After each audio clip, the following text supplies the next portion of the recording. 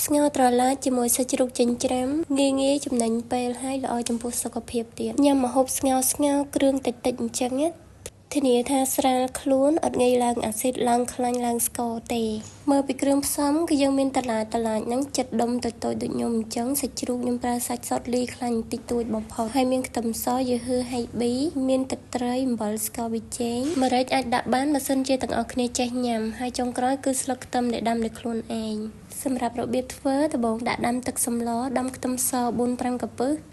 ដាក់ហៃប៊ីយូហឺហើយនៅពេលដែលទឹកពុះគឺយើងចាក់ត្រឡាចចូល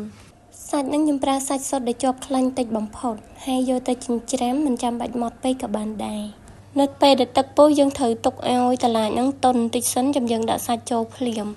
មានបងប្អូនខ្លះគាត់យល់ច្រឡំថាយើងគួរតែដាក់សាច់មុនទៅហើយពេលយើងស្ងោរយូរកុំឲ្យសាច់នឹងធំក្លិនធៀបពិតទៅយើងធ្វើអញ្ចឹងបាត់បង់ប្រូតេអ៊ីននៅក្នុងសាច់អស់ហើយអញ្ចឹងដល់ពេលដែលយើងញ៉ាំគឺយើងទទួលបានតែកាកសំណល់សាច់ប៉ុណ្ណោះសម្រាប់សារធាតុចិញ្ចឹមក៏ដូចជាប្រូតេអ៊ីនដែលនៅក្នុងសាច់ហ្នឹងគឺបានរលាយបាត់បង់អស់ហើយអញ្ចឹងយើងដាក់សាច់ចូលហើយកុំទុកយូរពេកនៅពេលដែលឆ្អិនគឺយើងអាចបិទភ្លើងបានដើម្បីកុំឲ្យបាត់បង់សារធាតុចិញ្ចឹមតែអានេះសាច់អត់ទាន់ឆ្អិនទេអញ្ចឹងខ្ញុំចាប់ផ្ដើមផ្សំគ្រឿងទឹកត្រីស្ករអំបិលប៊ីចេងអ្នកទាំងអស់គ្នាអាចដាក់ទៅតាមចំណូលចិត្តរៀងខ្លួនបានសម្រាប់ដុំស៊ុបខ្នុរដាក់ក៏បានអត់ដាក់ក៏បានដែរហើយឥឡូវយើងទៅបេះស្លឹកខ្ទឹមនៅចកាយកមកដាក់ស្ល